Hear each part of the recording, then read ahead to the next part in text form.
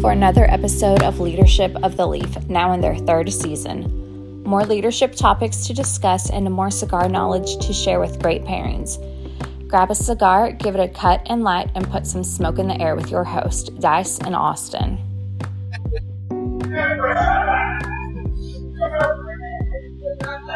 And welcome to another episode of Leadership of the Week. My name's Austin. Hey Austin, what's up, buddy? I'm Dice.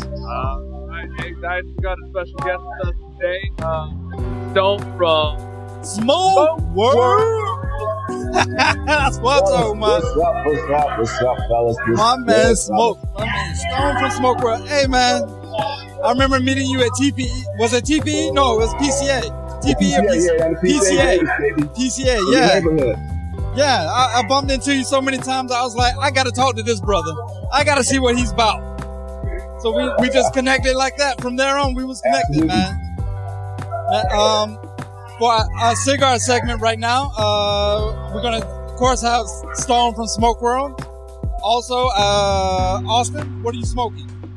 I'm smoking this Hustler cigar Maduro. And it tastes like coochie. It tastes like ass right now. I ain't impressed. Some people might like that, man. Some people, absolutely. Hey, to each their own, I guess. But, this is like I eat booty. It don't taste good. I eat ass. What else they gonna do to me? Oh man, what are you drinking with that? What do you got there? I got a nice straight wheat whiskey from Polling Station. Wheat whiskey. It's a wheat whiskey. Wheat whiskey. All right. Well, I'm smoking that booty Hustler cigar as well. Y'all got booty. Y'all got two booty sticks. Okay. But as you know, I'm pairing mine with Hennessy. Got it. Hennessy. Yes. I'm pairing it with Hennessy. All day. The real black drink. All day, every day. I did smoke it a little bit with a little oak. I did smoke it. There you go. All right. Now, I did notice, Stone. You were smoking something. What you got there, my friend? I got the West Tampa Red, brother. I'm rocking that. Rick Rodriguez started a new company. That's maybe about a year ago. If you don't know Rick was the cat who created the Amazon base. Now, that's one of my favorite cigars. Of course, something you can't find everywhere. Yeah. But the Tampa Red is going to have to do for the night.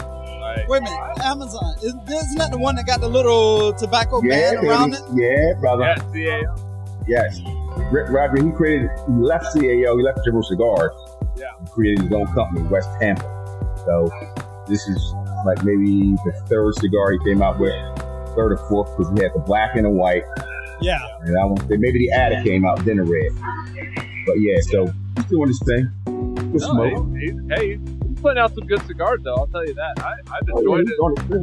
I've enjoyed all the black, the white, the red, and I think we got some Addict series on Maduro right now. That's what we should have smoked. Yeah. You should. Okay, let me ask this question. What's that? What made you smoke that? Man, it was sitting first time. It was sitting in the humidor, and I was like, you know what? Let's go and get it out. Let's just do it. You got that from the PCA. One leftovers from the PCA. It was a free cigar that's sitting in the humidor that takes up space. And you paying the price. All right, well.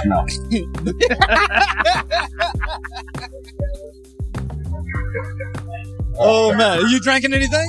Are you? I got a little tiki, a little Japanese whiskey. Oh, see, all right. Austin. Hey, I haven't tried the Japanese whiskeys yet. I've heard they drink more like a rice wine, like sake almost. Smooth. Whiskey. Yeah, I gotta try some. Rice, Smoke World prices. Yeah, you can't go wrong. Yeah, it's like $35, $30. Depends on where you go. I don't know about down there in Vegas. Everything high in Vegas. Oh yeah. Right on behind homicide down there.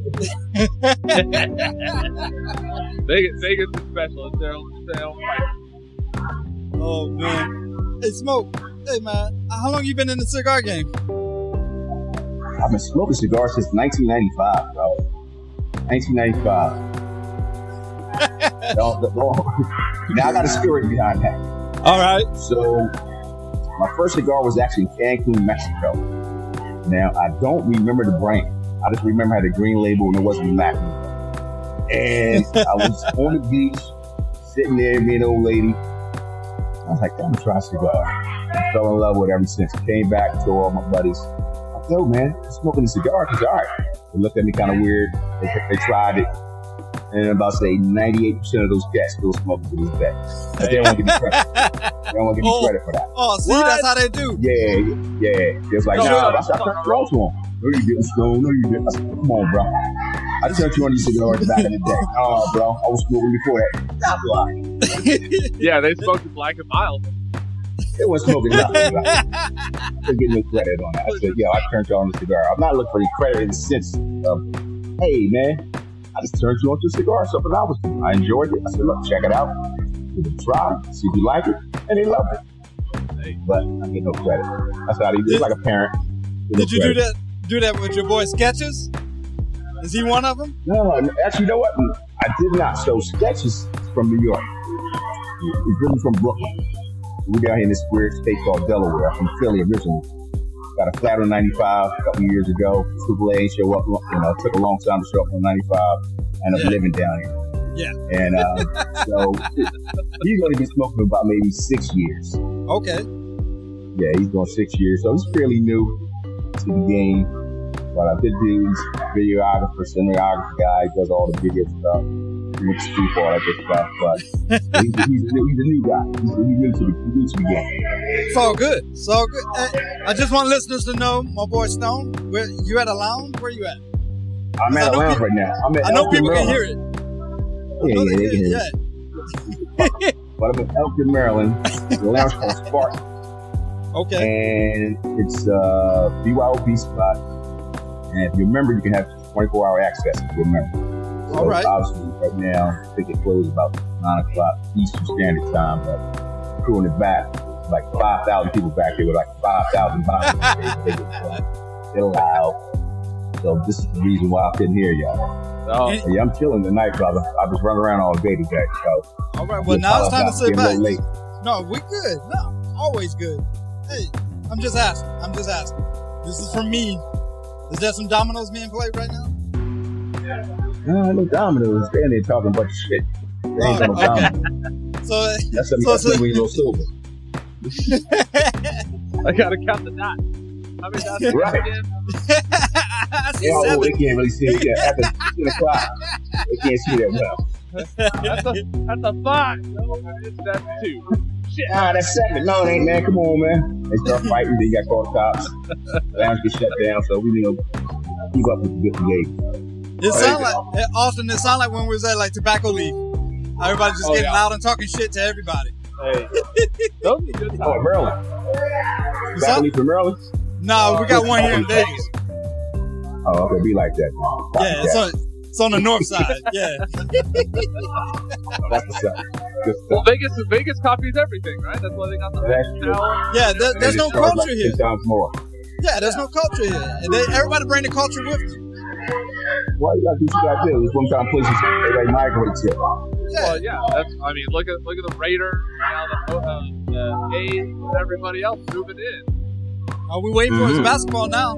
I mean, we got aces. We need a pro team now. We need some more.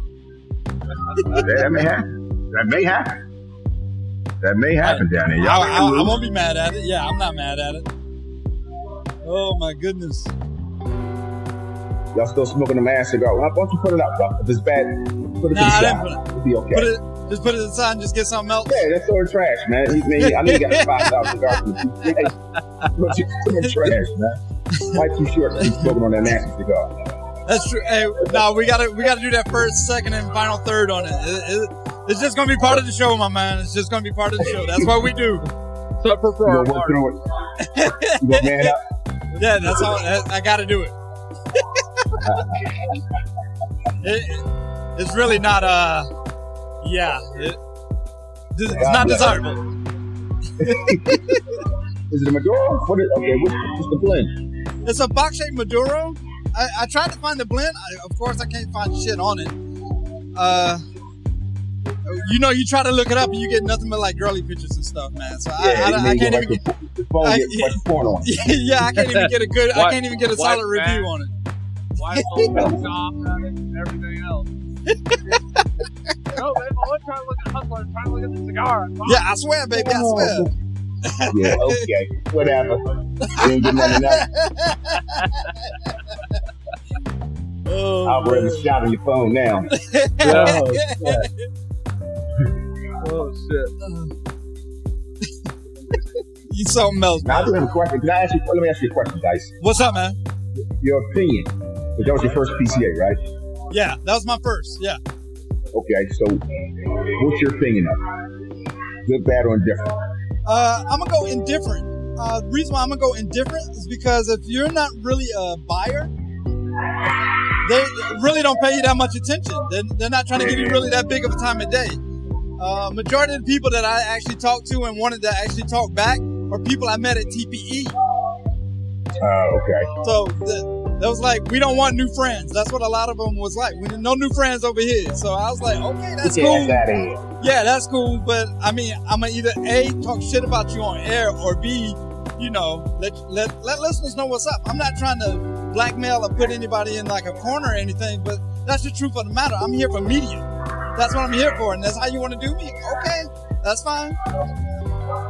Yeah, okay, that is true. Especially on the first day, maybe first 2 days, based on my experience going. That was my second one. Yeah, that was my second one. Okay. Yeah, so the first 2 days you kind of just walk around, trying to figure out who's where, maybe who's friendly, who to talk to. If you made some friends last year, you might meet them again and say, hey, okay, I can talk to them. But no, you're right about that. There is a lot of, listen, you ain't no retailer, get your ass away from me, buddy. I ain't got time to talk to you. This ain't trick or treat. Looking for free cigars. Yeah. Look at you like it's Halloween. Like you got a basket out for trick or treat. So you get a little, they do a little bit of shit on you a little bit. I'll tell you on that. But second year, when I saw you, I didn't really have an issue because I made some friends from the years previous. And that's what I'll tell you, like maybe walk around, get familiar with who's who, find out who's not an asshole. Some of the folks are assholes. Be real with it. You're absolutely right about that. It was the same. I don't like that. It's like maybe on the culture. What did you say, Austin? I said they're the same at TPE when we went there. Remember, guys? We went to All Saints Cigars. They didn't give us the time of day. Wouldn't even look at it. Really? Yeah. Wow. And it was like the last day. So between those two, TPE and the PCA, they both was assholes. They all was assholes. So you think the TPE was a little bit user friendlier? I think TPE was a little more friendlier, in my opinion. Okay. I think it's because it was it was a smaller crowd, so they kind of all the cigar people kind of like was together. Okay, makes sense because TPE got everything there. Yeah. Everything. That cigar you smoke got everything in it. I got pulled out of hair. Hey, we're having a great conversation with Stone from Smoke World Podcast. Yeah, it's a great conversation. I mean, it's fun. I do want to apologize a little bit. He's at a lounge, as you can hear. But, I mean, we're still going to have the conversation because that's typically what his podcast is like. He's normally like in a lounge atmosphere, just having whatever kind of conversation at that time. So we're just going to take a quick little pause so we can talk about our first third of this cigar. Yeah. So this is this is the Hustler Maduro, and honestly, the first third, I got a little chocolate note with a little bit of barnyard. It's not really super flavorful. I don't know if the cigar's dry. I don't know what the problem is. It's smoking okay, but it's lacking in flavor for me. I'm definitely getting barnyard. I definitely agree with you there. Maybe some slight cocoa, a hint of chocolate there. It's very weak. I mean, I have to really dig in to get it. But my cigar is smoking well. It is a box press cigar for those that are in the box press and not box press. There's some people that just absolutely hate them. But as far as like burning, it is burning well. I did in my opinion, I thought the cigar was a little dry. I thought it may be in like a humidor error on my part or whatever until you cut yours and you was like, yeah, mine's kind of a little dry too. Yeah, it's crunchy. Yeah, I'm not sure what's going on with that. I have smoked many of cigars out my humidor that I have now, and they haven't been like this dry. So, and it's in the same environment, so I'm not sure what's going on. But either way, that's my take on the first third. Yeah, I agree. I say let's jump back to conversation with Stone, and we'll catch everybody after the conversation for break and then second third.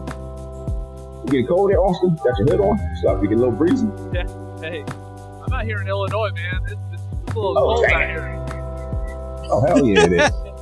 What's the temperature there? I think we sit at like 49. Oh, hell yeah. It's too early for that rise. Yeah. It's crazy. It's like 80 degrees today. It's like 80 degrees. Yeah. It's almost like 80 degrees today on November 1st. Crazy, right? We had that 2 days ago. And then a cold front, a bunch of storms came through and it chilled everything out. Oh, wow. Yeah, you're going to keep that, brother. Ain't no way in the world I can cold environment. My body, my extended warranty was out a long time ago. I need to be real warm. Can't go to Florida. It's jacked up, man. Florida, man. Yeah. Yeah, send hate mail too. Yeah.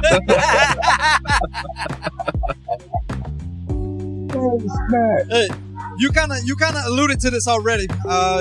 Your go-to cigar, Amazon Basin. I love that cigar, but you can't find it like that. So when he first came out, it was inexpensive. They didn't really say was it going to be a limit run. After that, it was like, oh yeah, well we're not making this no more. What? They making it no more. Yeah, we're not making this cigar anymore. There ain't gonna be no more. 2-3 years go by, they pop up again. And every year they do come out, they say the exact same thing. Well, this is it. This is the last of the run. They don't get it no more. So they've been playing games with us. But it's like yeah, the McRib. Yeah, absolutely. Who really go to this McRib, brother? I don't know nobody, but that's why they play that game to get it themselves. Yeah, they just throw that sandwich in the trash. That's trash. You tried that chicken Big Mac shit? What is it? Chicken Big Mac? The chicken Big Chicken Mac. Big Mac. Yeah. I'm about the Vegas thing. We ain't got no chicken Big Mac on the East Coast. No, chicken you Big don't Mac. got no. It's It's a big. It's brand new. Oh, okay, my man over here nodding saying yes we do. Now I don't know nothing about that. I guess I'll go to McDonald's and no more. Yeah, go. Well, I only went just to try it. I'm not a fan, but I still tried it. Chicken Big Mac. Talk to me. Yeah. How does that work? Everything Big Mac, except instead of hamburger, it's chicken patties. Okay. Why they calling it that though? I guess Because it still got that Big Mac sauce or whatever the secret sauce they call it. Whatever. Yeah, and the 3 buns and all that other shit. It's got everything. It's chicken. Just fried chicken. They're like fried chicken patties. Well, I guess I can work with that. Okay. So you ain't like it though? I wasn't a fan because it put me in a frame of mind about an actual Big Mac. But then I'm tasting it. I'm like, this ain't this chicken. Yeah, What's going on? Your mouth is all messed up. Yeah. Psychologically, you think you can bite into a Big Mac. Right. You're like, wait a minute, okay. Yeah. Chicken. It's playing something games. Right. Messing my emotions. Oh, I gotta man. check that out there. Yeah. Investigate. Like this Is that still going on? Yeah, as far as we know. Last time I checked, it was. Oh, you pull out that How long app. ago was this? Yesterday for me. I saw it on the app yesterday. Okay, I gotta check it out then, because I ain't been to McDonald's in a while. I don't blame you. I don't blame you. They got $5 for fries. There's better places to go.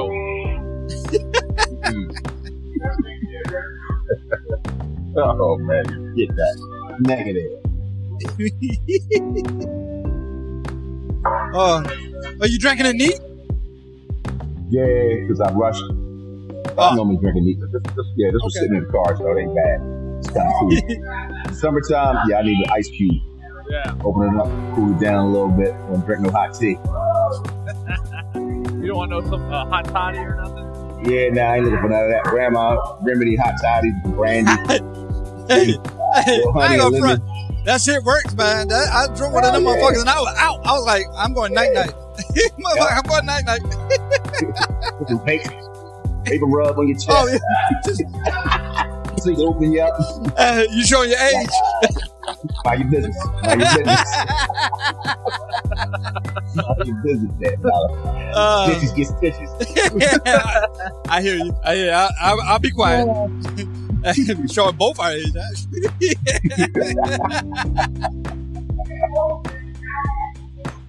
Oh, shit. So is that going to where you at now? Is that like a typical evening for you? Is that what you normally do? Just hang out after a long day? You just go? No, you know what? I'm gonna tell you the truth. 98% of the time, I'm at the crib. I'm in the crib because I can smoke. I got a little step in the basement. Oh, that's nice. I'm in the house. Yeah, I'm in the house. Got sciatic nerve right now, so I gotta like lay down and watch TV like an old man. Mind your business. And can't sit in the chair that long. Actually, I gotta get surgery next month. That's how I guess that thing out. Oh, right. Yeah, you know, extended warranty run out after you get like over 40. All the little parts start wearing out. You ain't telling me nothing I don't know, my friend. So, I'm at the crib 98% of the time, believe it or not. Chilling at the house, but I smoke stuff because I can smoke at home. Drinks are cheaper. Yeah, drinks. I got my Snoopy pants on, my little pajama pants. I'm down there chilling. Wife, sometimes I come down and wake me up. You still on the floor? Down with time. What's up in the morning?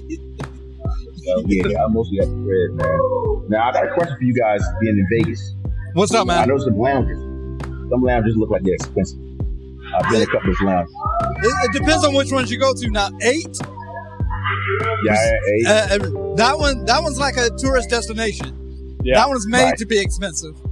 There's a Davidoff lounge that's right on the strip. That one's also expensive. Any lounge close to that strip is expensive. It's all tourist traps type stuff. Right now, if I had to pick a go-to lounge for me, it would be Triple Crown. Okay. I don't know if you've been there or not, but it's got Johnny is the main guy there, and it's actually really good. I mean, the view is nice, if you know what I'm saying. The price view, is right, not that. The prices aren't outrageous. Yeah, they're not bad out there at all. I was surprised to find a Vegas lounge that cheap. And that's why part of the reason it's actually down the strip. It's still off the strip considered, but it's in like a shopping area. Mm-hmm. So it's kind of way. If you look at the address is going to say it's on the strip because that's the moneymaker, right? But it's slightly off the strip. Tobacco Leaf, that's in the north side of town. Tobacco Leaf is also a pretty good lounge. It's loud like where you at now. It's loud like that. Just hang out. Brothers will be in the back and they'll be passing a bottle around, you know, someone to bring in something special. And it's just a good hangout spot. Can you be wild be in there? Yeah. Okay, that's what's up. Okay, so I'm learning because I'm planning on coming back down there, so you give me some spots to hit. Yeah, did you go to Tampa Nash? I don't remember, bro. I haven't been there yet myself. I want to go myself. So next time you come down, man, hit me up and we'll go to Tampa Nash and we'll check it out together. Definitely. Now, speaking of that, are you going to the PCA in March or April in New Orleans? Everything did not line up, brother. Everything did. Okay. I tried, and then and then I talked to Austin because I felt bad because we was planning to go, and then Austin, he was like, "Yeah, I'm not gonna be able to make it either." I'm like, Okay.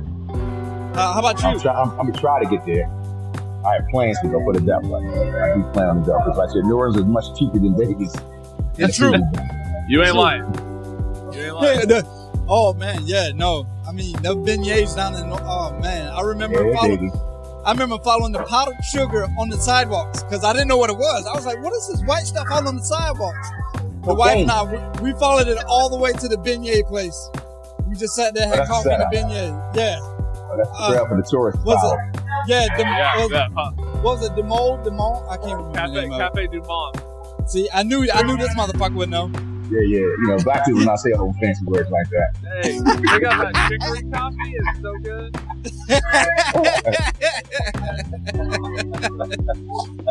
Oh man! You change your whole name up. Yeah, Moni. Like, Moni. Yeah. Cafe Oh, Di yeah. Moni. That's exactly what we would have done. Yeah, Cafe Di Moni. What's Di Moni? Yeah, I think that's the name of it. That's that big A spot. Come on. I don't speak French. Oh, man. How long you been doing the podcast, bro? 4 years, man. Started during the COVID. Yeah. All right. 2020. Yeah, when COVID hit, I was working. Well, I'm still working. Thank God for that. But yeah, I was same. just go home and sit home. I always wanted to do podcasts, but not in the sense of what I'm doing now. I wanted to do storytelling, which I still kind of want to get into, but it requires more people, more work, do my own music. You know, back in the day, back in the 30s, before there was really TV, you listen to the radio. That was my concept. It's still my idea. I still kind of want to do it, do that. But I started this based on my old job, as the air marshal. And I would meet people from all over the place, fly around the world, talk to people, and they would tell stories. So I'm like, man, we had a podcast back then because you meet great people, they tell a story, but you can't tell a story like they can tell a story. Oh, right. So I was like, you know what? I'm going to do a podcast. So I meet these people, bring them on as a guest, and let them share their story based on what we do right now. Just smoking up. So this brings a conversation. People start telling their whole life. Get a cigar to drink. Find out stuff you ain't want to know.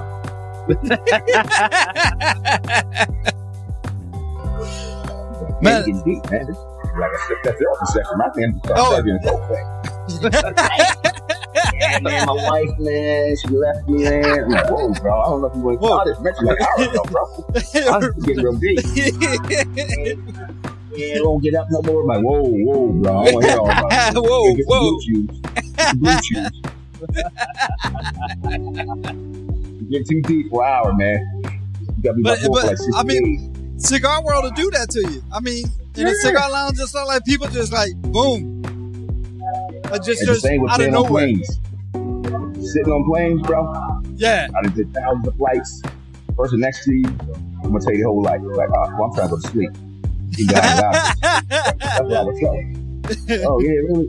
Yeah, where we going? We're going to LA. You live there? No, I don't live there. Oh, what do you do? Come on, man. None of your business. How about that? Ready to read my book.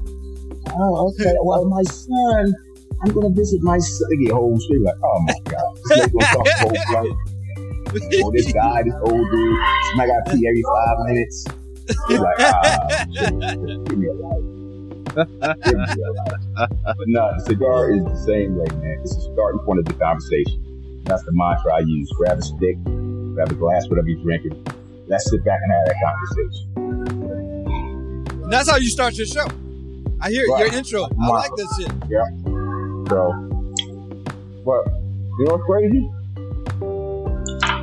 I don't like talking about cigars. I mean, I noticed that. I consume them. I don't want to talk about them all day. Because you think about it. Think about what we do. You in the lounge. That's what we're not talking about. Cigars. It's a 5-minute conversation. Hey, what's up, man? What's going on? What are you smoking? Oh, I'm smoking such and such. Oh, I'm not familiar with that. Oh, yes, it's good smoke. But then we go into life, conversation. Everything else besides cigars. Yeah. We ain't talking about no cigars in the lounge. That's why we pulled the leadership part in this whole cigar thing. I mean, the cigar is kind of the anchor, but I don't know if you listen to any yet or not, but the last part is about the leadership part normally goes longer than the cigar part. Of course. So like I said, this is just the start point of the conversation.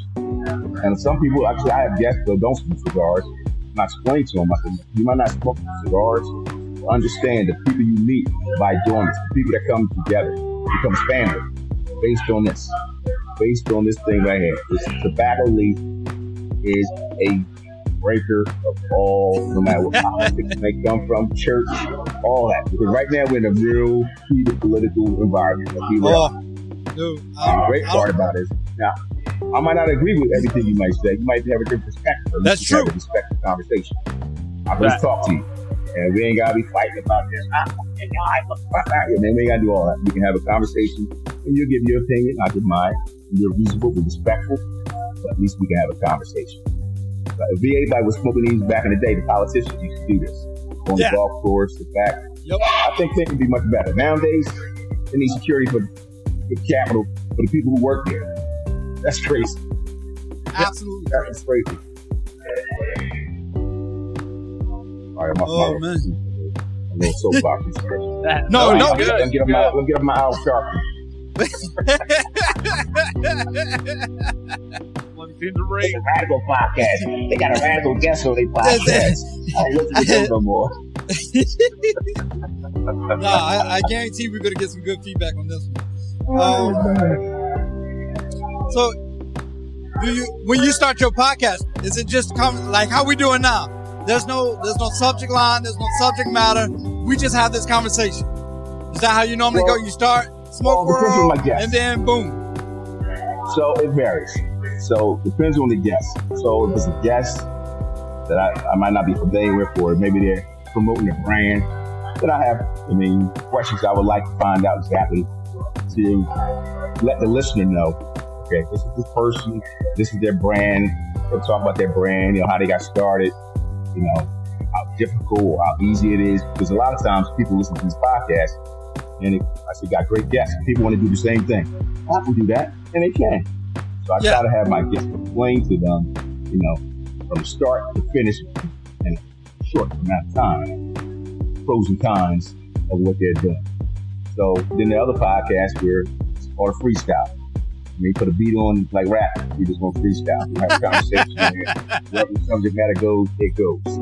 I'm telling you, one of the first episodes I listened to was it Spritz or I can't remember. Y'all was talking about a bidet.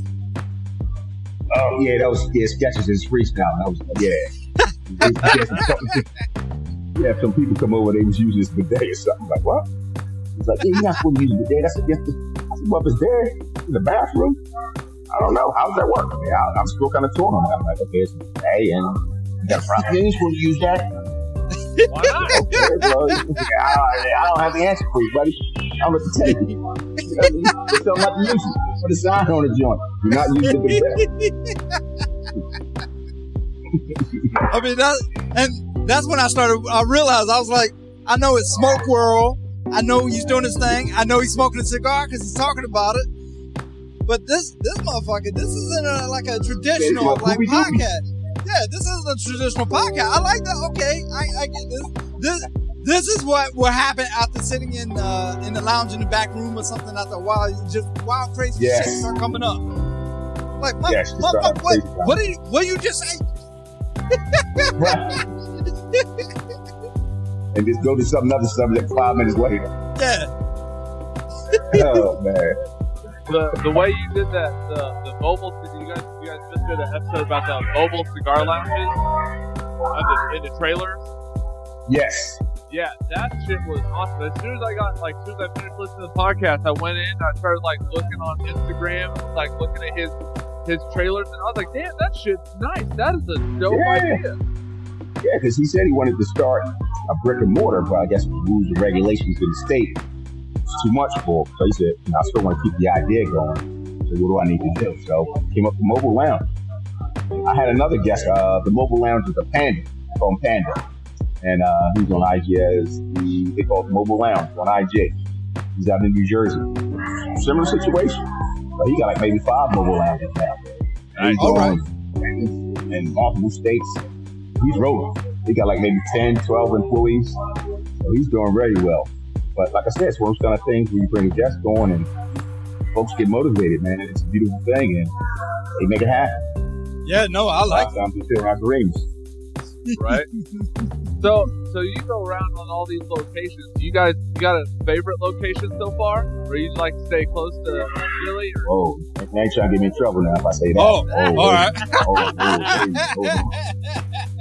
It's like having a girl you should use my favorite. You said more better blues. I did. I didn't say that. Yeah, I didn't say that. You called me her name. No, I didn't.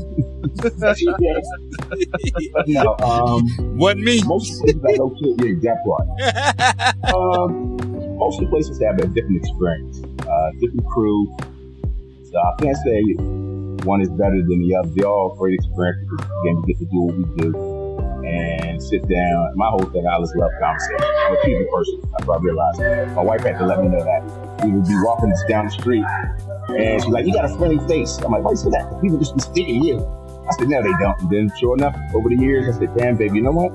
You might be right, because I said, all the crazy people look at me, say hi, they will have a long conversation. And they said, they look at my wife, they just keep moving. I said, babe, I think you might be right. I'm happy to believe you. Right. I guess I got a friendly face or a friendly spirit or something, because all the crazy people do stop and want to have a long conversation.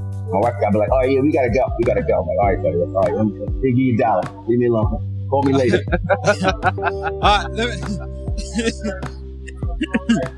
Well, I'm originally from the South, so I'm friendly like that, right? So I got a question to ask you, because I went through this. This is a problem I had. So I'll speak or whatever, and depending on how that person looked, like the female look all right or nice looking. The wife says I'm flirting. She says, I swear you flirting all the damn time. And I'm like, what? Now, do they speak to you first? Or you speak to them? No, they speak to me first. Okay. But if she looks decent, I'm flirting. If she's like a 2 or something, then she says nothing. Now I tested that theory out. So now I try to keep my friendliness at bay, because I don't want any trouble at the house. But I tested that. You ever run into that? Well, I don't look like Russell. You look like one of his large brothers, so I don't look like you. So okay. I ain't got that problem. You know what I mean? All this love is still waiting for you. You wasn't born. No. Yeah, no. So I speak to everybody, so I don't get stuck with nobody. I speak to everybody, mud ducks. Hey, how you doing? Hey, how you doing? Did you call me DeBarge? Did you? I did. I did. All this love is so that's why your wife like, yeah. Oh, man. You know what? I can't with you. I'm about to cut this whole section out. I can't with you.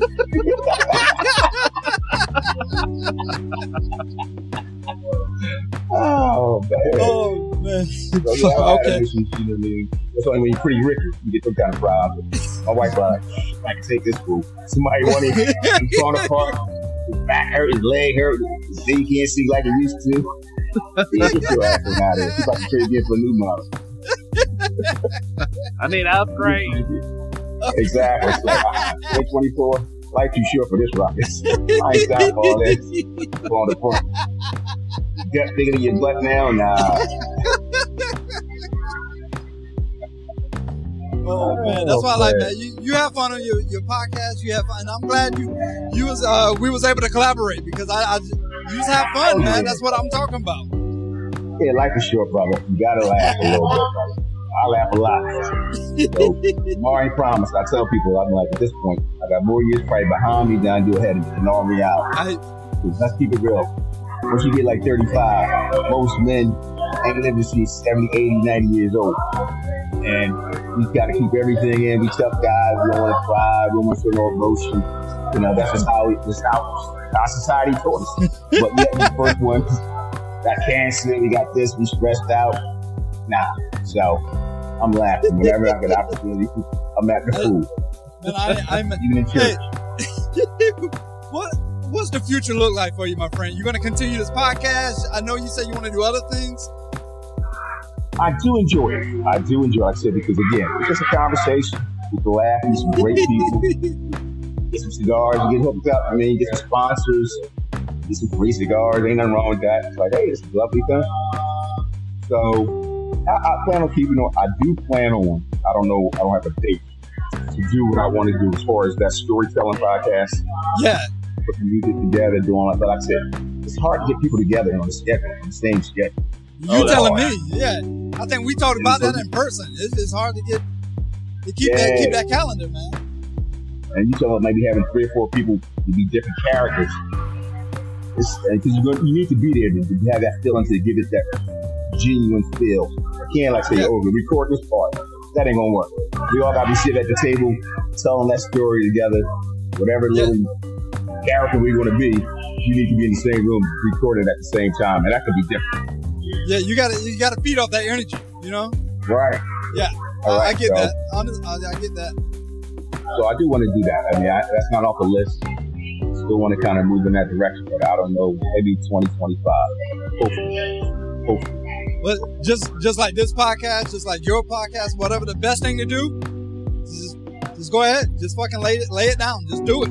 See how it works? Put it it together. If the first one, hey, if you listen to our first episode, you'll be like, yeah, I don't know what the hell is going on over there. To where you listen to our episodes now, you'll be like, okay, all right, I see that growth. It's like a comedian. You listen to a comedian from back in the day when he first started, like, what the hell? And it's like the voice is different. Everything is different years later. It's like, man, I don't know if I'm getting older or sure, the voice sounds a little different. You know, it's like Dave Chappelle, prime example. I was about to Def Comedy Jam. Mm-hmm. Dave Chappelle, when he's on Def Comedy Jam to Dave Chappelle now, night and day. Yeah. Next person. It's a whole different person, brother. I mean, it's a totally different person. Now I gotta ask this question. How do you guys know each other? How did y'all meet? Yeah, Austin and I, we worked together before, so we known each other for over 15 years now. We worked together a long time ago. So what made y'all start the podcast? Oh man. So started out we sat there every about Friday night or so. We would go out to the back patio, we'd FaceTime each other and just bitch about our week. And it would be, I don't know how to deal with fucking Billy because he's being an asshole, or I don't know how to deal with Susie or whatever. We'd sit there, bounce ideas off each other, we'd talk cigars, just talk about life. And his daughter was like, hey, what you guys need to talk, like, if you guys are going to do this every week, just start a podcast. That way you guys can put out all this advice and talk and everything else. Austin. She was like, why don't you guys just start a podcast or something? How long ago was that? How long has it been going on? 3 years? 3 years. We're on season 3, so yeah. Nice. Yeah. No, that's a question for you guys. That can help me. What's that? I'm sorry to interrupt. On this season thing, are you just doing by the years? Like, okay, so you got seasons. Okay, so that's why I have a problem. It sounds great. Because it's like, okay, you got so many episodes, and I'm like, do I need to have any type of seasons with this? I don't have seasons with mine. I don't know why I started doing seasons. I don't know why I started. I just felt like it needed to be broken up or something. Man, probably just like you. I had no idea about this. I just did a quick little research. We did a few little test takes and then we just jumped into it. And then I was like, I don't know. I just felt like it needed seasons. I don't know why we did it. Yeah. It makes sense. Because this way now, 3 years, season 3. Yeah. 3 years. It makes sense. So somebody who's not familiar, like, okay, well, the fight equals 3 years. The layman person would think, okay, I think season 3 will be 3 years. That's maybe a mistake. I'm too late now. I guess I have no idea. I can date everything out. I'm just running episode to episode. Yeah, I see you like on 160, 164 or something like that. Yeah. I mean, people like, well, okay, what does that mean? I'm like, how long you been doing it? It makes sense to do the seasons though. No, that makes sense. Okay, I'm learning something now. Thank you. Yeah. We try to hit it up every 1st and 15th. But how your episodes go? That's normally what we call our sidebars. That's where it's unscripted, unfiltered, everything. We just get a subject and then we just talk about that subject. That's what our sidebars are about. Okay, good stuff. So y'all just doing twice a month now? Twice a month. Man, time restraints. Yeah, this is a hobby.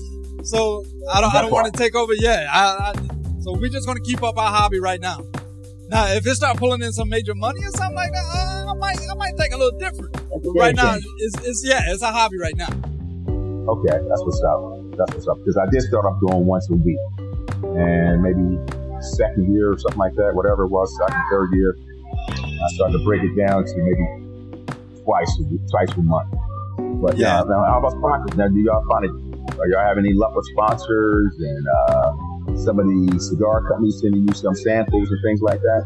Are y'all having any luck with that? I recently reached out to a few. We have got samples before, but it's not like a steady, like, hey, we need to hook these boys up. It hasn't been steady like that. Sponsorship, I'm still reaching out, but I've been getting like negative. I mean, my numbers aren't where people want them to be. You know, people want like thousands and like tens of thousands and stuff like that. My numbers aren't there. I mean, it's a cigar podcast, so you're not appealing. It's already a niche market, right? So you're not going to get the numbers that they're looking for. Well, I can't say for everyone. I'm just speaking for us. We're not getting the numbers they're looking for. Let me say it that way. I'm gonna give you send your email. All right. See if I can get you on a list. You just get some samples. They're always All right. looking out to So I'm off there to link that up, make that happen. Now, how about sponsors? As far as how about the local places, the local lounge, the poppy store? See, sometimes y'all be thinking, some folks think too big. I'm at the poppy store. Hey man, ain't nobody coming to the store, ain't nobody buying no Sprites. You spend $50 to let people know you exist.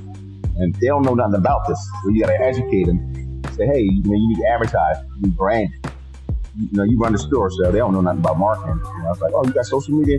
No, we have none of that. So a lot of times, just those little local places, whether it be laundromat, corner store, restaurant. There's plenty of restaurants in Vegas. That's true. There's plenty of restaurants, and you just talk to them. Say, hey, we got a podcast. We got a listenership for this region. I like this place. I come here myself. I like the food, but I see a lot of folks don't come here. Are y'all on social media? Sometimes they're like, no, we don't know nothing about that. We don't have the time. No problem. You should look into doing, some marketing. I'll be happy to have a podcast. I can let people know. You can sponsor the show. And a lot of times you'd be surprised. They'd be like, okay, well, how much that's going to do? They don't know. So one avenue to look into, and you'd be surprised. I mean, a couple of dollars start adding up. You start getting a whole bunch of folks. They got one leads to two, and so forth and so on. Well, I hear you, man. Man, look at you dropping them jewels of wisdom on me right now. Look at that. I didn't even think like that. I was thinking too big. You right. I was thinking macro. I was thinking way too big. You're right. I'm gonna tell you what happens. with us as a business, particularly niche. I'm like, wait a minute. Oh, they look at you like it's a cigar thing. I'm like, yeah. Okay, so this is we smoke cigars. We the school teachers, we the police, we the principals. We just happen to smoke cigars. We ain't no different from nobody else. Cigar smokers like to eat, they like to drink, they do everything else, everybody else does. Don't be confused just because it's cigars. You thinking in your brain, oh, well, yeah, we don't have nothing to do with cigars. I'm here. I'm a cigar smoker. People drink wine. Are you looking at them any different? It's no different. We just have to smoke cigars. Everybody does this in the sense of your neighbor. The person you go to church with, they may smoke cigars. They're customers. So don't be turned off the fact that, oh, well, it's a cigar show. We don't want it. No. We're everyday people. We just so happen to be smoking cigars. And I'm here because I like the food, and I can let people know that, hey, you know what? This is a great place. And you can sponsor the show. Oh, okay.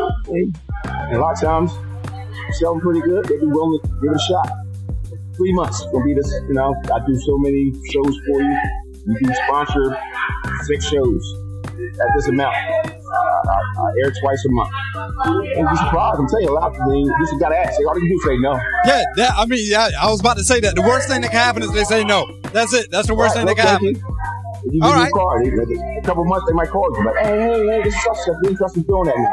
I had that happen. So, all right. Go for it.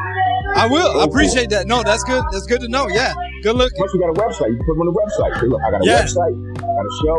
I can put you on the website. You can be a sponsor for the website. I'll put your logo and link. Click the link. It'll take them to your website. They're like, oh, okay. Yeah. 99% of the time, if you sell it good and the price is right, you ain't got nothing to lose.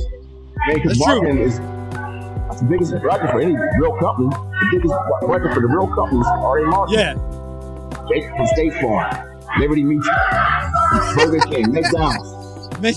Chicken Big Mac. Yeah, but they got commercials all day, every day. Yeah. All right. That's good looking out. That's good looking out. Yeah. Yes, yeah. Hey. Austin, you got anything? You good? No, I'm good. I'm just sitting back and enjoying the wisdom. Yeah. No. I appreciate that. Hey, Stone, I'm gonna go ahead and start ending here. I appreciate you coming on air. I appreciate everything. I appreciate you sharing your knowledge. I got one question to ask you. Yes, sir. I mean, you already shared some advice with us. What are some leadership advice you can share with our listeners? What's one good leadership advice for us? Don't let today's emotions destroy tomorrow's dreams. That easy. Love that came to me in the shower some years ago. Don't let today's emotions destroy tomorrow's dreams. No matter what it is, whether it be relationships, business, we are emotional creatures, but don't let those emotions dictate your actions at the wrong time and wrong place in life. So Take a moment to think about something. We make a big decision. We make a wrong decision, which can change the destiny of your life, which is a powerful thing. So think, get back, relax, and then make that decision. My man. That was good. That was great. I like it. All right. Hey, Stone, I appreciate you coming on, my friend. Anytime. Thank you, brother. Just hit me up. We man. can do this, man. Appreciate it. Absolutely. You're going to get rich. Forget them. You're going to get rich. I thank y'all fellas, man. Appreciate y'all, man. Y'all take care of yourselves. All right. Thanks, Stone. All right, brothers. All right. We just finished up that wonderful, fun conversation with Stone. Oh, man. It's good stuff. Yeah, Smoke World. I can't do it like he does. I can't do it like him. He does it good.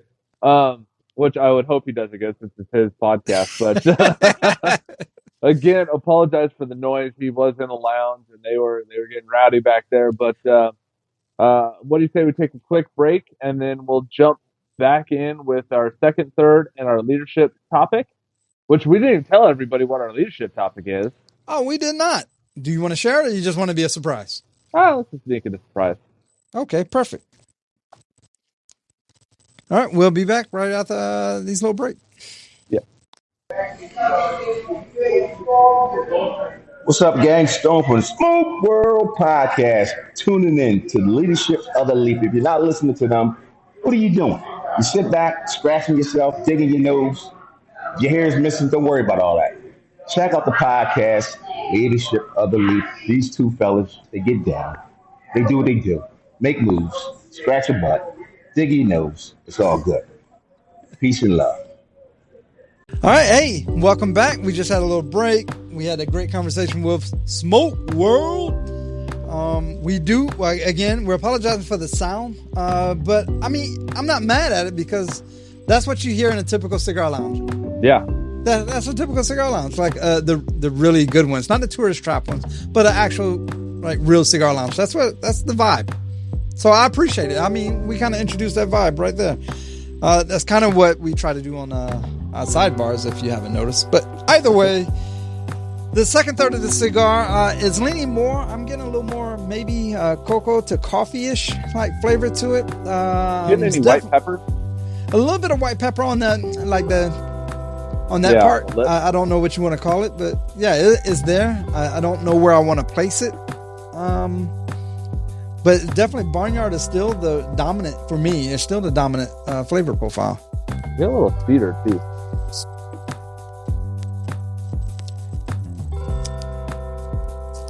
And as I'm puffing on it now, my cigar cracked. It cracked right there. I can see the crack. That's because it was kind of dry, like I was saying earlier. Yeah, it kind of. I don't know. Yeah, I don't know. I enjoy it either way. I'm gonna continue. I'm gonna soldier through, sir. Yeah. I'll reserve judgment to the end, but yeah, definitely a little dry. Definitely got some white pepper in there and little cedar, little Barnyard. That's interesting. All right, leadership segment is drum roll. No, all right. Okay, yeah, I can't do that. It is the emotional bank account. Emotional bank account. It sounds exactly like a regular bank account. Except it's dealing with emotions. Like, are we doing Inside Out? Inside Out too. that one was not that great, sir. Did you watch that one? I did not. I like the first one way better than the second one. Anyway, we're not here to discuss TV shows. Theatrical releases. We're here to talk about emotional bank accounts. Yeah. We all know how our regular bank account works. We make deposits, save up money, try to save up money, or buy new TVs. And when you need that money later, we withdraw it. An emotional bank account of trust instead of money. It's an account based on how safe you feel with another person. Like, how safe do you feel with me, Austin? On a scale from 1 to 10? It better be a 12. On a 10 being the safest? About a 3. So full of shit. Oh, man. Just dropping by the second.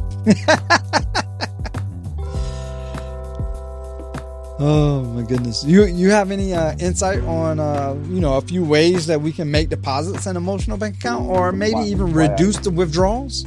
I do. So first thing you want to do is you want to understand the individual. You got to listen intently to what the other person's saying and empathizing with how they may feel.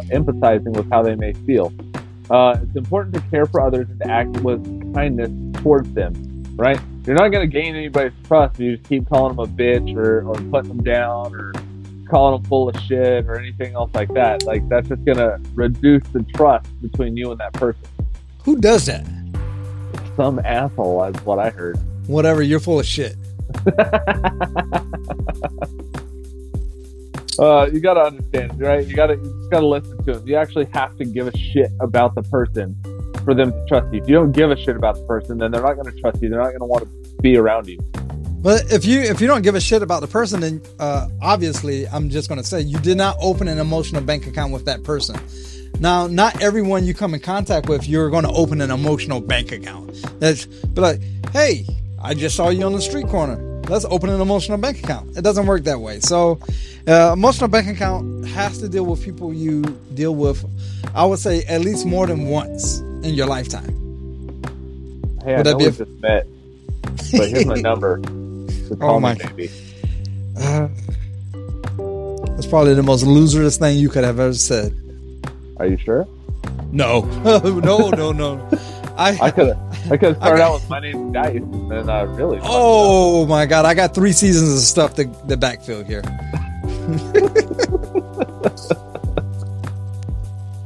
Yeah, you're not gonna say like, a person you meet in line at the fucking county fair or whatever. You're not gonna open an emotional bank account with them, most likely. You're just gonna talk with them and chit chat.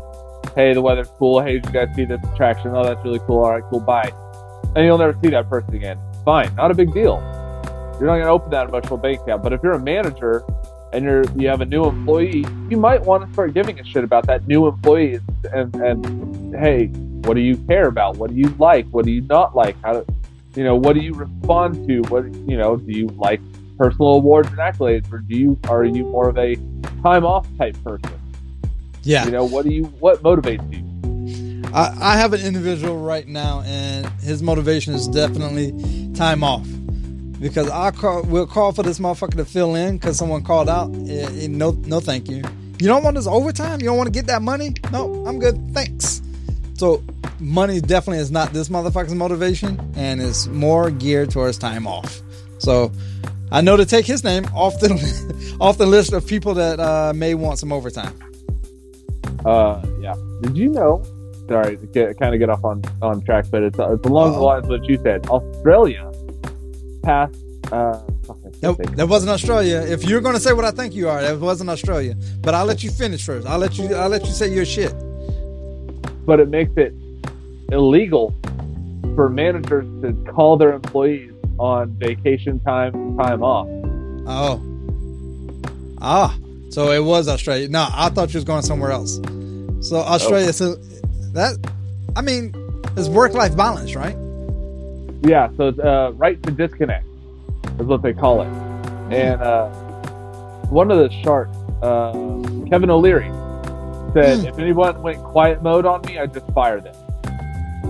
And I'm like, that says a lot about you as a manager and as a president, CEO, whatever, that if somebody says, don't call me on my vacation time, you call them on their vacation time and they just don't answer you and you fire them, like, that says a lot about your kind of company that I don't want to fucking work for. Wow, that's a pretty bold statement. What I was alluding to is I recently read in Japan that people that do not smoke are given extra vacation days. Oh, nice.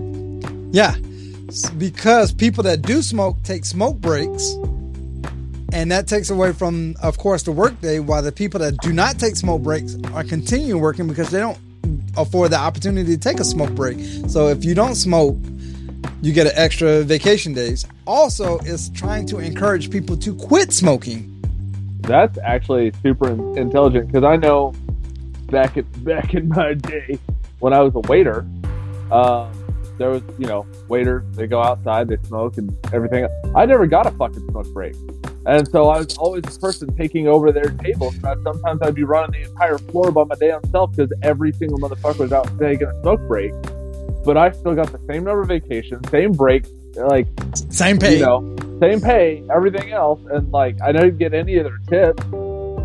So even though I took care of their table for, 45 minutes out of an hour meal. So it's definitely like that seems awesome to me, because I'm like, hell yeah, if I don't smoke, what they've done a study, like people who go poop at work on average poop for like 40 minutes a day, and over time that adds up to like 4 years or something like that. I'm like, holy shit. No pun intended there. Jesus Christ, what kind of show? Another way is keeping commitments. Yeah, How do you feel when someone arrives right on time when you have a meeting? How about the people that simply do what they say and they will do it? You build up an emotional reserve by keeping your commitments. I just know numerous times, like, hey buddy, you want to go hang out? You go hang out and be like, you're like an hour late.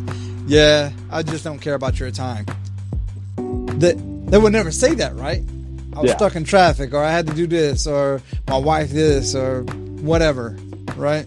But in all actuality, the real answer is, I don't value your time as much as you value mine. Yeah, this is actually a point of contention within my household. Just because when I say I do something, hey, I'm gonna go get up, I'm gonna go check the mail, or I'm gonna go vacuum the floor. I get up and I go do the thing immediately, right?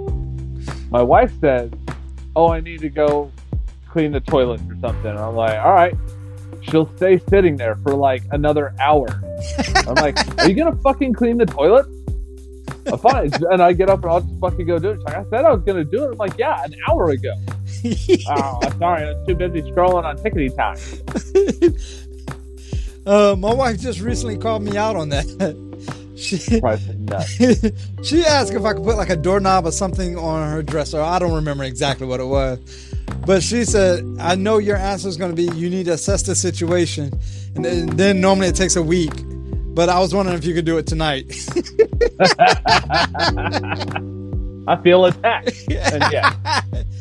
Yeah. So it naturally, I humbled up and I went ahead and did the task, right? But normally it's in my defense, it's normally something elaborate, and she's come up with this fucking cockamamie idea in her head. And I'm not an electrician.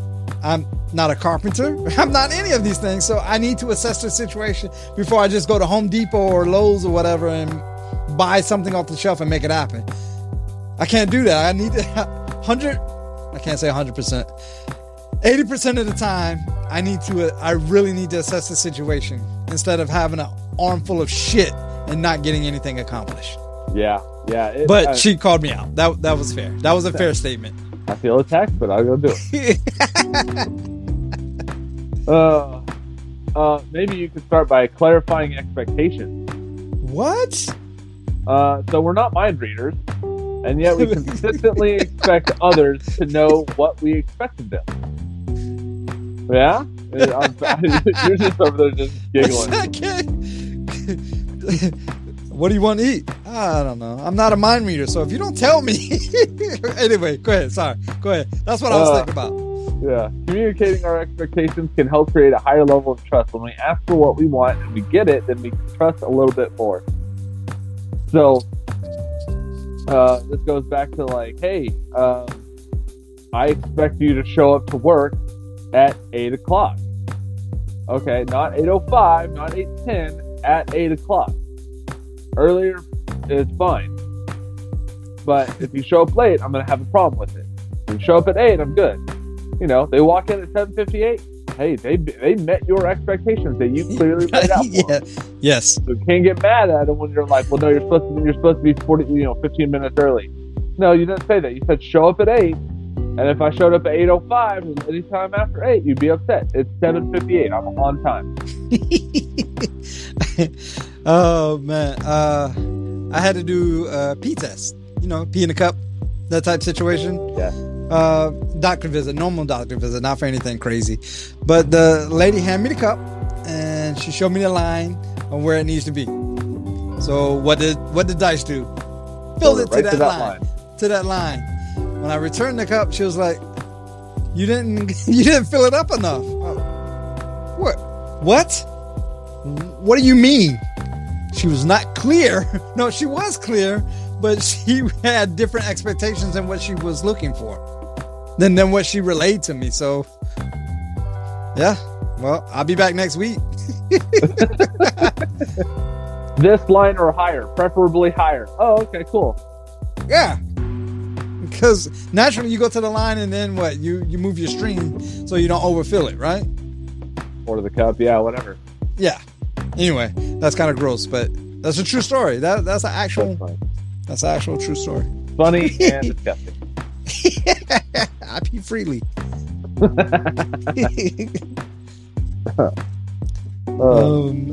Attending to the little things. I mean, don't you find that little things tend to become the big things when they do not receive our attention? Doing the little things is how we honor and show respect for others. Small kindness, a smile, a little extra effort, maybe a hug, doing something you didn't have to, but these are the things that help build trust. Which relays into something that I've said before, and I believe you have taken it on too. If you take care of the small things, you don't have to worry about the big things. Nope, they fall into place. Yeah. It's funny, I have a boss, and he's a hugger, right? I'm a hugger. His personality. Do you call him Lotso? No, but I should. That'd be hilarious. Okay. But anyway. There you go. So he has started doing this thing where he he'll open his arms up wide for like a hug, like halfway down a hallway, so you know he's coming in for a hug. So that allows you time as a person to go, I don't want to hug this individual, and like stick out a hand for a handshake or a fist bump or what. He'll take whatever. But he's like, I'm just a hugger. So I'm like, I started walking down the hallway like this, and now everybody knows I'm going in for a hug.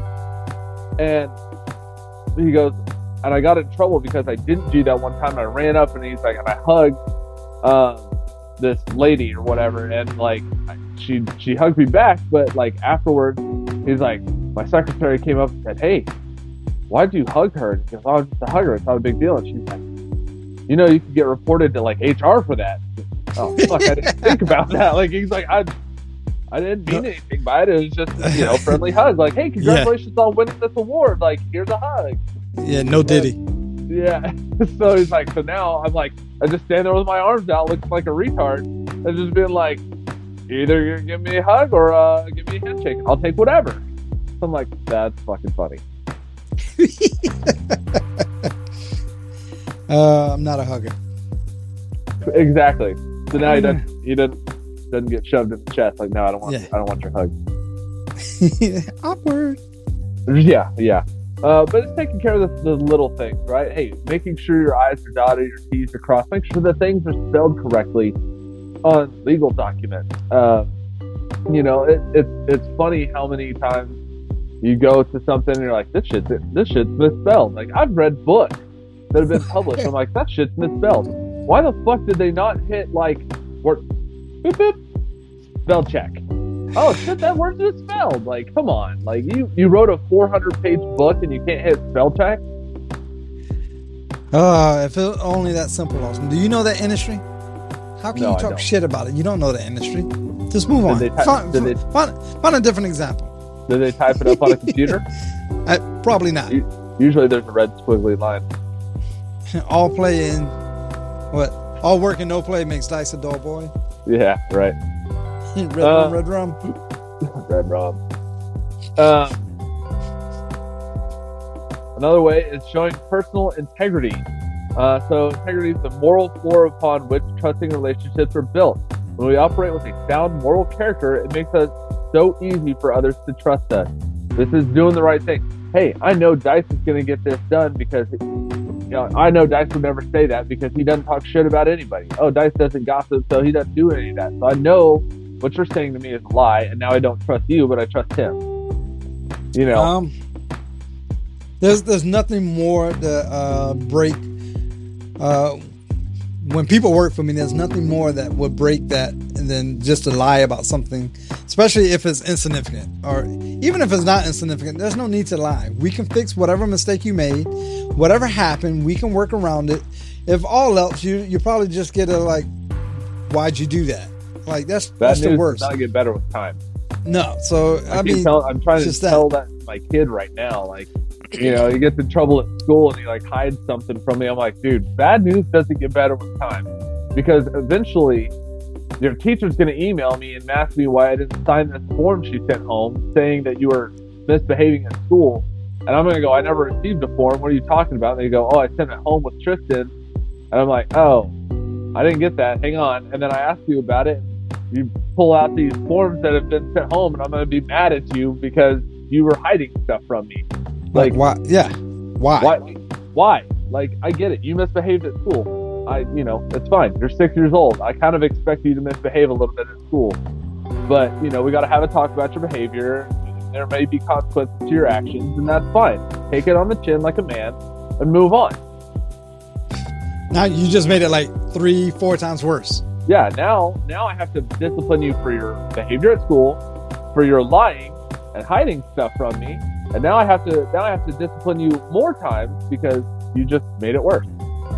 Well, I mean, even with your scenario, let's put it to an adult scenario. Like, okay, you lied about this, or you fabricated this part. What else are you?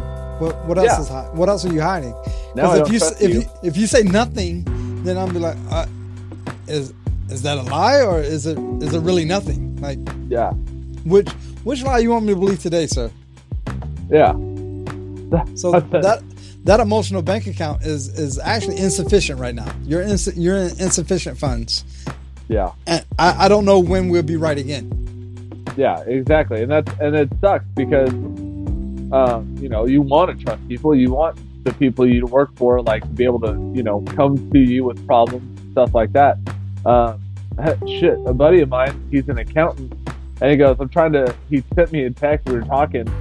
And he goes, I'm trying to drum up the nerve to go in and tell my boss I didn't copy the formula in the Excel product down correctly, so the numbers I gave him were actually off by quite a significant amount. And I was like, bad news doesn't get better with time, man. Go tell him now before he makes a decision based off of those numbers.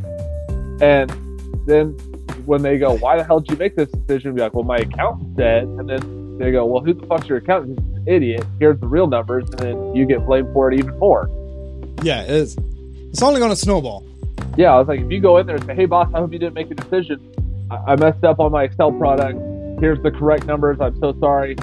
I'll be more diligent in the future. They're going to go, oh, cool. I appreciate you bringing this to my attention. Yes, you're right. I didn't make a decision about this. We're good to go. Like, all right, cool. Thanks, boss. It's not that big of a deal. Yeah, I mean, apologizing when we make a withdrawal. We will make mistakes. Your accountant will make mistakes. It's part of life.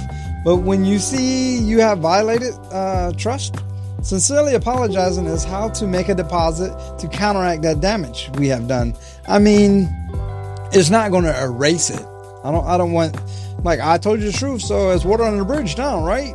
Well, no, because now you got to continue to make those positive deposits to account for that the mistake you made, the withdrawals and everything. Like, you want to keep a positive in your bank account there. Well, and the other thing, and this is again, I'm going through this with my kid.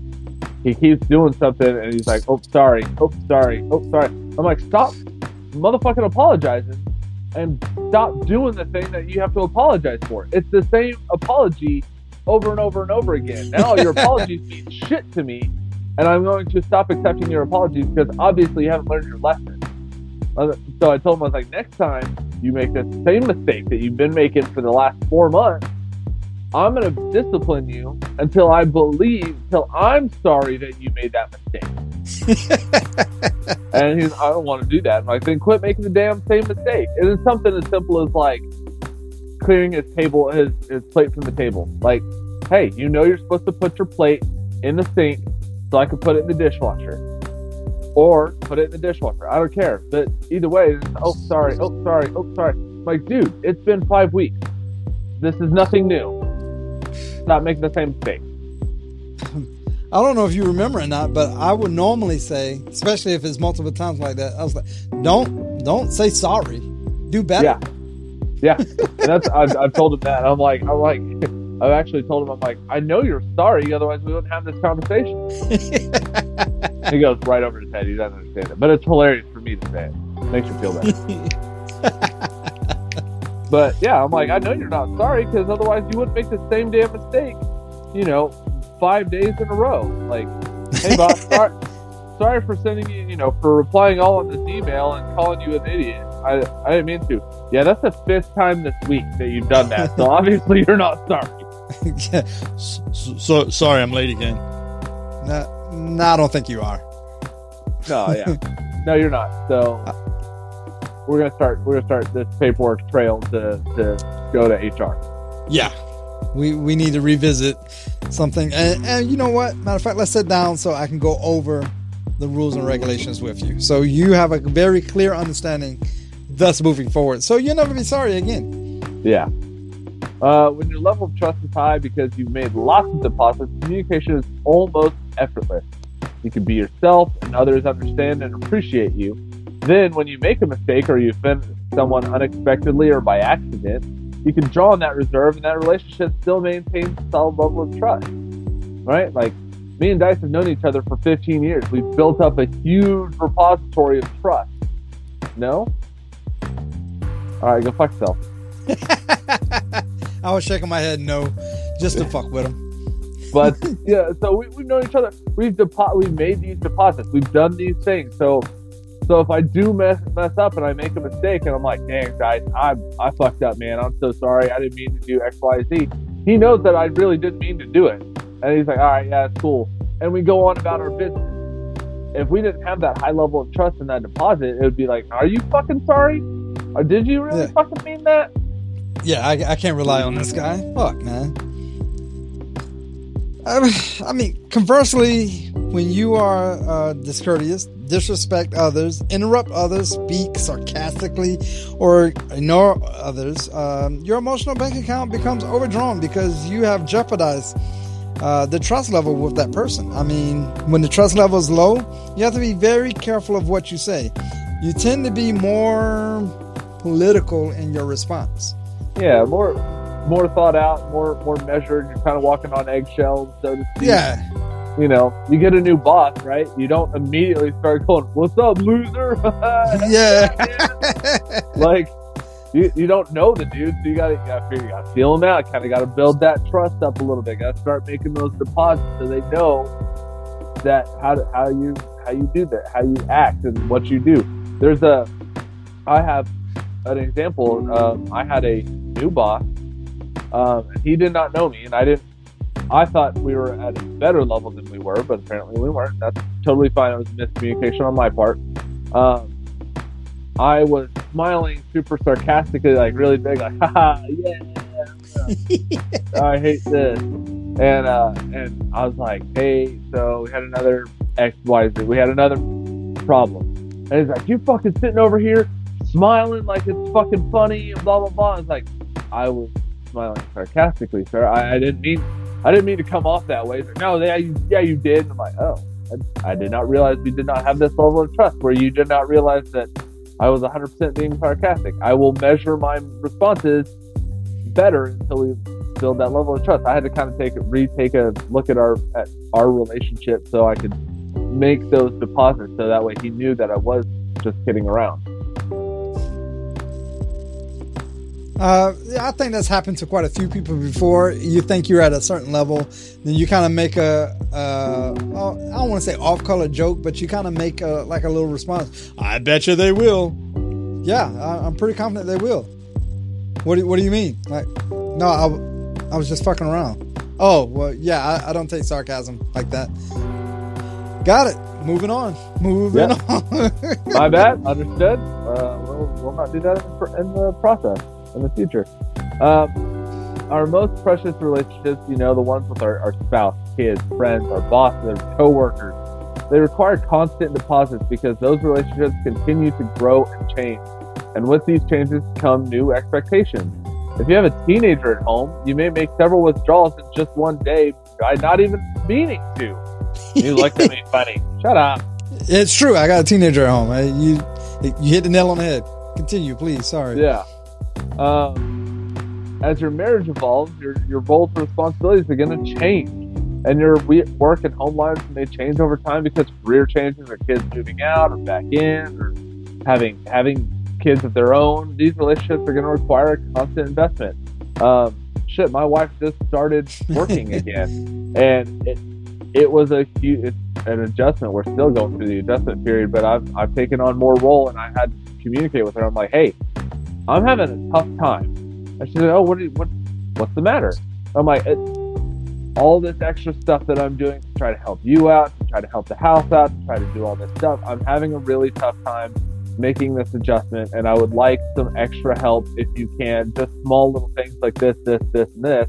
And she's like, oh, I didn't realize you're having a tough time. I was like, I know. That's why I'm communicating with you, so that way it doesn't build up and I don't just blow the hell up over something small as like a dirty dish in the sink or, something on the floor that shouldn't be on the floor, whatever, like I need you to help me out on this. Oh yeah. Okay. No problem. And boom, off we went. So it's, that's that clarifying expectations, communication. I think we've said it before, but what's that phrase? Oh yeah. Communication is key. Oh, you said it. I'm taking a drink.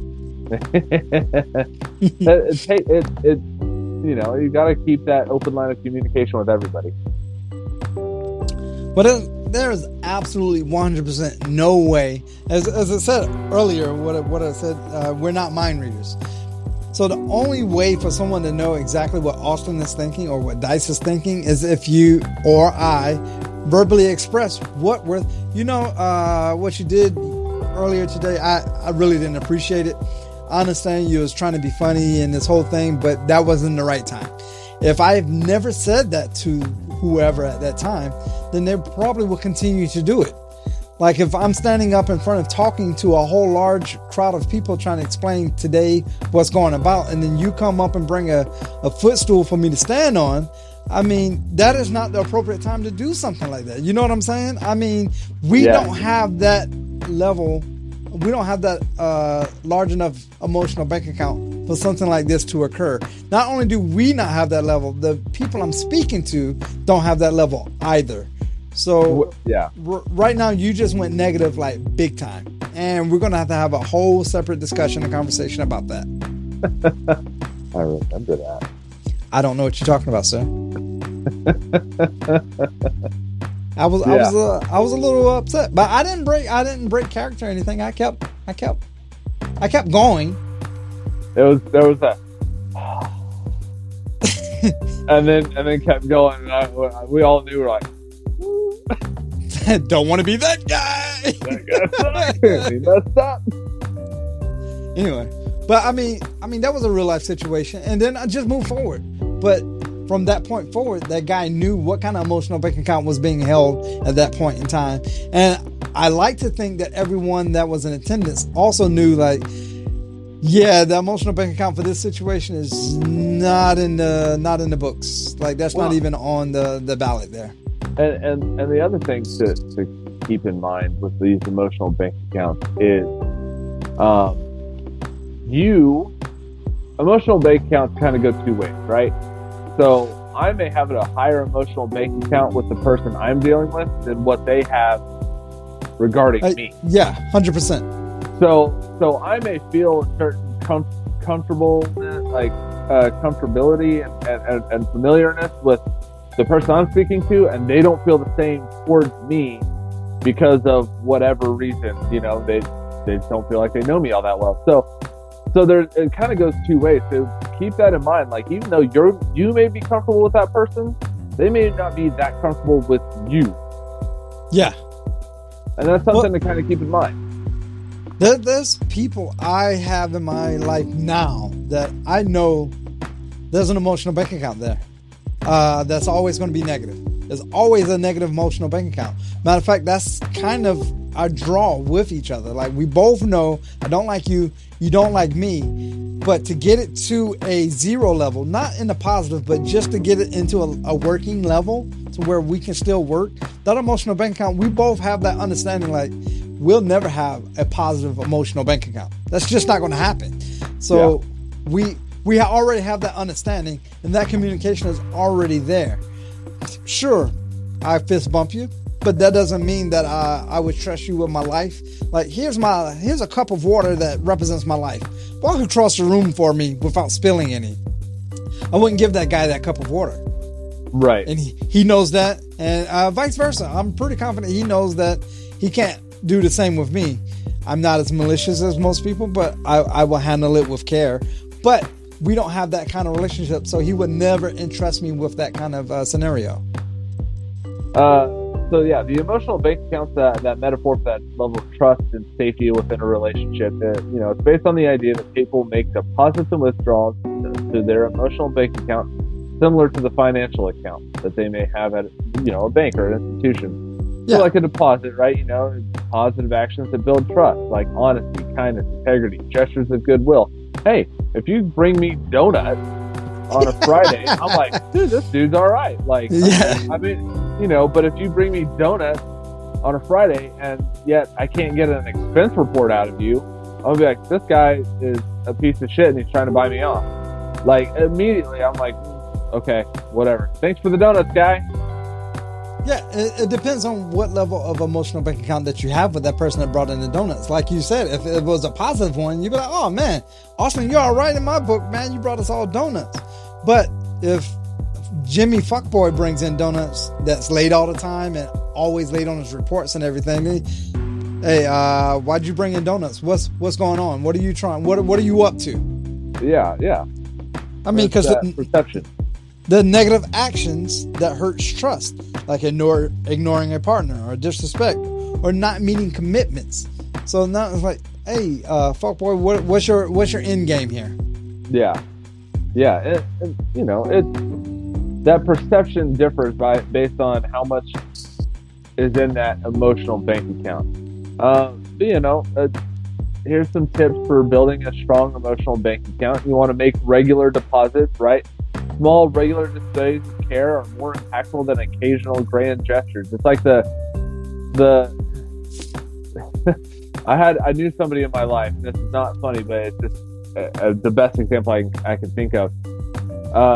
This lady in my life, she had an abusive partner, but every 2-3 months he'd come home, he'd bring her all these flowers, and take her out to a nice steak dinner, and shower her with chocolates and a teddy bear and all this stuff. And I'm like, he bullies you 28 days out of the month, and for one day out of the month he does something nice, and you're like, I forgive him for everything. Like, no, eventually that's just gonna wear, and of course it does, but the regular deposits are more impactful than, hey, I know I've been a dick to you for the last 4 months. Here's this steak dinner, $200 steak dinner because I've been a dick to you. Okay, cool, that helps.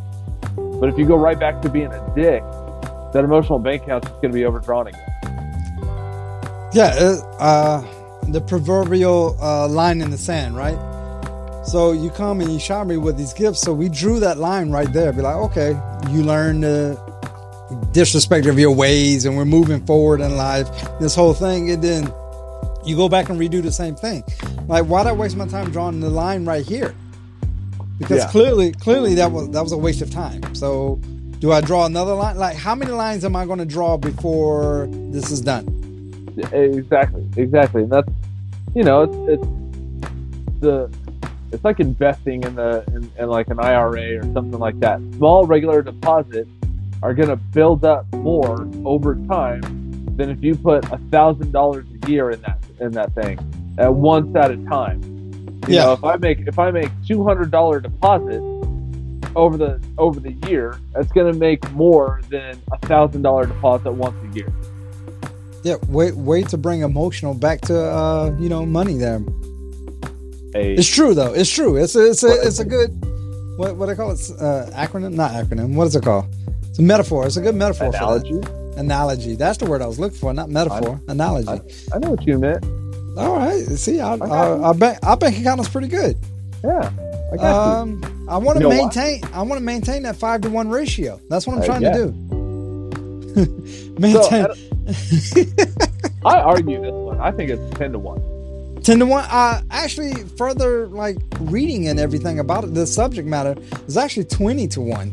Okay, I would agree with that. I think 10-to-1 is a minimum. Maintaining a 10-to-1 ratio. Relationship expert Dr. John Gottman says that it takes 5 positive interactions to make up for 1 negative one.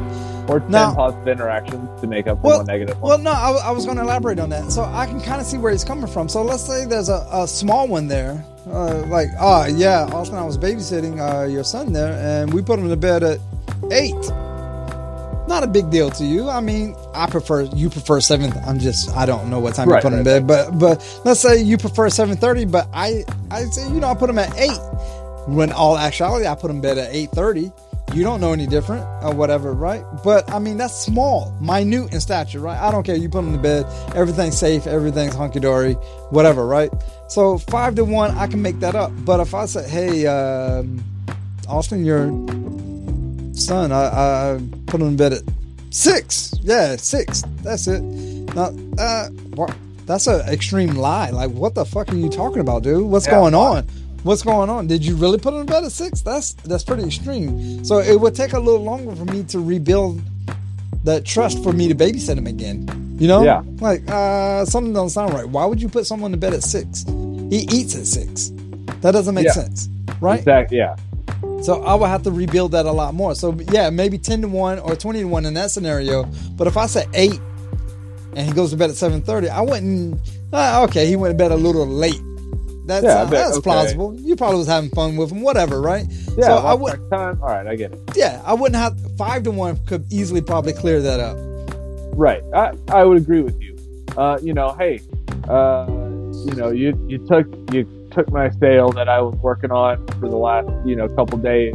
Oh shit, man. I'm sorry. He came into the office. You weren't here, and he just said, "Hey, I want to buy paper." So I sold him whatever, and I got the commission on it. I'm sorry. I didn't mean to. I had no idea you were working on this for the last week. Otherwise, I would have never done that to you. Okay. Well, that really sucks, but all right. I appreciate the apology. All right, not so big. It does affect, a paycheck, but if you're constantly sniping their sales, they're gonna be like, "Fuck you, asshole! You knew that I was fucking doing this. Like, go fuck yourself." You're like, all right, that's kind of a dick thing. But yeah. Anyway, be aware of your interactions. Teachers, for example, can be aware of how their interactions with students affect the student's emotional bank accounts, right? Do you ever have that teacher that's just a dick to you and you're like, man, fuck this teacher. I don't want to be around that teacher. Like, you don't have a good emotional bank account with that teacher. They're always being super hypercritical of you and you're like, yeah, fuck this. Versus the teacher that's like, I know that you can do better than this and I'm going to hold you to a higher standard and I really think you can do better and they have better interactions with you. Those are the type of teachers that you're like, yeah, okay, you're right. I can do better than this. You're right. I shouldn't have used ChatGPT to write my entire paper. Like, okay, stuff like that. It's 100% different. Yeah, I actually had a guidance counselor tell me that, you sure you want to take that class? It's a little, it's like for, smarter kids. I was, what? Fuck you. What? Yeah, that's essentially what I was like. Okay, I see my life direction right now. I see how you think of me. So you know what? I don't need your guidance or your counseling. Thank you. Yeah. Oh man, I mean, you can spend time together. Spending time together can help build a common thread of trust and comfort. I mean, it goes to like having the lunch parties after work, or having a hangout after work at a bar or something like that. Just doing something that's not exactly work related with your crew will also help build that emotional bank account. And it can be something as simple as like, hey, let's go in the lunchroom and play dominoes, or let's play spades at lunch or something like that. Like, it's something small, something whatever. Like, it doesn't take a whole lot of time. You guys can eat while you guys are doing it, and man, does it build a lot of trust? Because you're sitting there like joking, you're kind of having fun, and it's, you're not on work time. You're getting everything done. That's fun. Well, you said dominoes, and dominoes was one of the things that we did, and I actually enjoyed that because now it's not like a boss subordinate relationship. I'm still the boss, you're still a subordinate, but right now we're just vibing together. We're enjoying a game that we all know how to play together. And I mean, if you're not talking shit while you're playing dominoes, then you're not playing dominoes correctly. Yeah, that's you're not lying. You're not lying. But I mean, it gives that era of comfort to where you can skin and grin like that with someone that you normally just take orders from all the time. Like, you look for this guy is like, he's up here on the totem pole and I'm playing dominoes with him. So clearly he's not like superficial. He's not Superman. He's not. We both put our pants on the same way. We both get the same dominoes, and we both have to play the game the same way. Just because you're the boss, you're not going to get extra dominoes, right? Yeah, it doesn't mean that you're going to win every single time. You might go nothing. I mean, that rarely happened, but very rare, very rare. I'm like kind of an expert, Yeah, okay. I may have lost a game or two. Or 7, 8, 10. In fairness, I did win a lot too. You did. Yeah, no. I mean, it kind of puts everybody at ease. I don't want to say at ease because that's. I don't want you to think that just because we're playing dominoes, you can now start saying, "Hey, you stupid son of a bitch, pole smoking motherfucker." Like, that's probably a little too far. But, right. But hey, motherfucker, looks like you're gonna have to wash some dishes. Bam! Yeah. Like, okay. All right, you got me. I gotta wash dishes. Everybody look at him wash dishes. Just shut up. Yeah. Well, and it also helps your approachability, right? Like, if you throw bones with them, then it's like, okay, if I have a problem, I could probably go to this guy. He seems pretty okay. Like, he talks with us in the lunchroom. We play spades. We play fucking dominoes, whatever. Like, okay. Hey, boss, I have this problem with Cindy over here because of X, Y, and Z, and I can't get the expense report done because I don't understand what she wants. Can you help me out? And you're like, oh, yeah. Oh, man, if you could only count like this with fucking dominoes, it would be easy. It's like, fuck you. But all right, yeah, you got me. But valuing others is really at the heart of maintaining positive emotional bank accounts. When you value people, you notice what's important to them. You pay attention to those little things that matter to people, especially when a high performer stops performing or withdraws. It's going to be a clue that something's going on within their life. So you monitor the body language of others. You think they're making a deposit and they're genuinely happy to receive it, or does it seem to perk them up at all, or does it make them kind of like on edge and kind of go, I don't know if I like this, and you kind of got to figure it out. I mean, I'm pretty sure you've done it too. It's that quiet reserve guy that's kind of like in the corner. You don't have really a strong emotional bank account or anything or whatever, but then you approach like, hey Austin, man, what you do this weekend? You do anything good? You do anything fun? Yeah. I mean, if they're like closed and withdrawn, then okay, all right, I'll try again next time. But a lot of times they'll be like, oh, you're asking me? Oh man, what I did this weekend? I played Zelda and I caught some Pokemon. Oh, that's cool. Okay, you could say that's cool, or it could not even be your bag. Like, that's not my bag, but okay, what Zelda game did you play? Are you an avid fan? Do you watch them play it live on TV, like Discord? Or, you can build on that, and that opens that person up so you can start building that emotional bank account. But like, damn, I didn't know Dice even knew what a Zelda was. I didn't even know he played Pokemon. This whole thing. Like, well, okay, I really don't play, but I mean, I got you. If you want someone to trade with, okay, I can lean into it. Let's see what's going on. Yeah, and it helps people be at ease. I mean, my boss today, I was talking to him, and he's like, he just kind of kept moaning and groaning. I was like, "What's the matter, man?" And he goes, "Oh, I really want to be in a deer stand right now. It's bow season. I want to go hunting." And I kind of like looked around. I was like, "Go." He's like, "What?" I was like, Go hunt the deer. I don't give a shit." I was like, "There's nothing going on. I can handle whatever work comes down. It's a Friday afternoon. It's 1:00. Literally, the boss is not even here.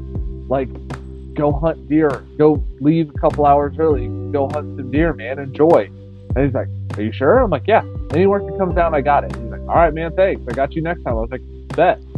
So he was like, that's a deposit in that emotional bank account. If he really wanted to go do something, I was like, I got nothing better to do than sit at work. I was like, we're both salary, so what does it matter?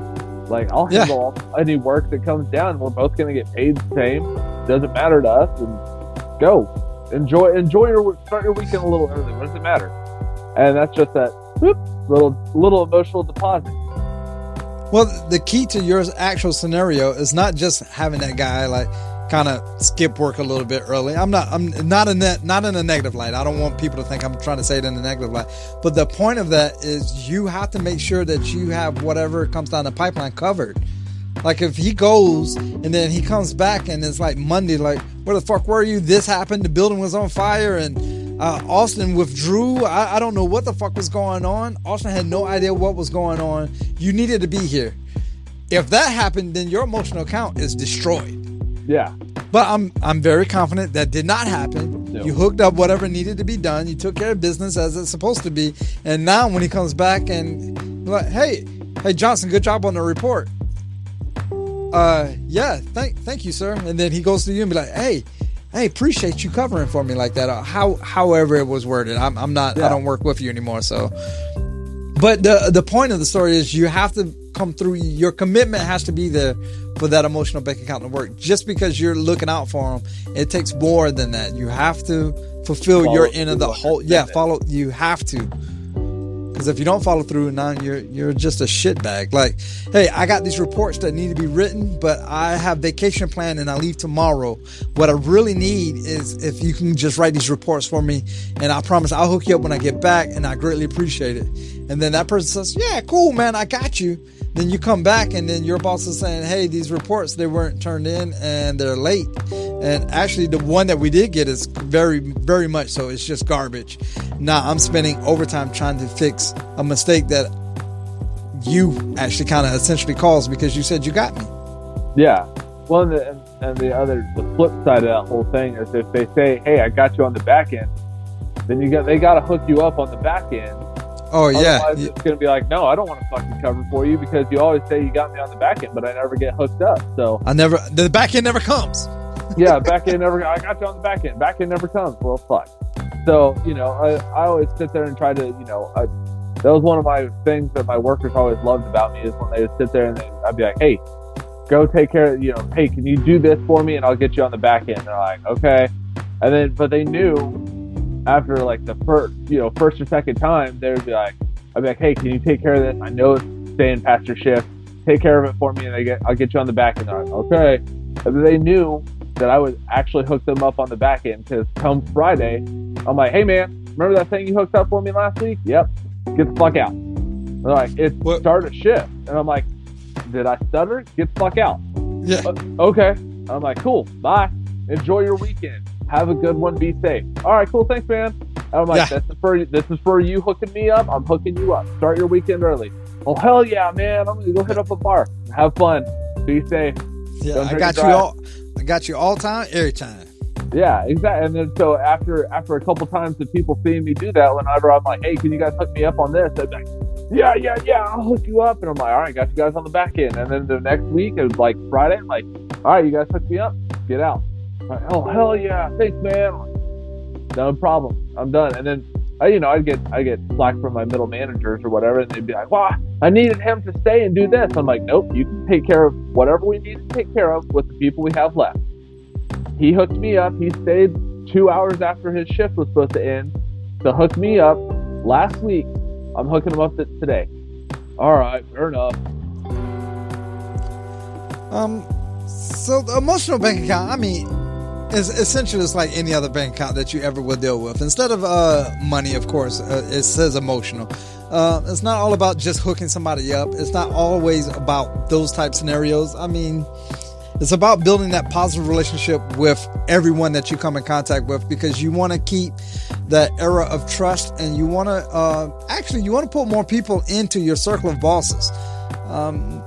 We talked about it before. There's different rings to the circle of bosses. There's some people that you're going to let very close to the bullseye, but there's other people you're actually going to keep on that dartboard, you know? So that's your emotional bank account with different people is at different levels.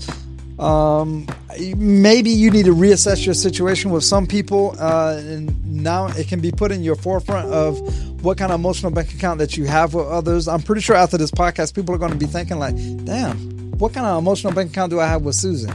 What kind do I have with Jim? Okay, I see where I'm at. All right, let's see if I can build on the important relationships as opposed to the passive ones. Yeah, well, and it's like, you know, a little bit to change your analogy a little bit. It's like a chessboard, right? Not every piece, not every piece is a fucking queen, right? Or a rook or a bishop. Like, not everything. Some people are pawns on that board. And there was a guy, and I remember I was working for you, and I was like, I want this dude. And you looked at me, you go, why the fuck would you choose that motherfucker to work on your team? And I was like, because I can get the most out of him. And you're like, all right, I'm going to let you run with it. And sure enough, that dude became phenomenal for me. But he would, if anyone else tried to do it, he would not work for them hardly at all. But I had a high emotional bank account with him, and so I was like, I was able to coax more out of him than what he could give other people. I remember that guy because he did not let you down. He did not once.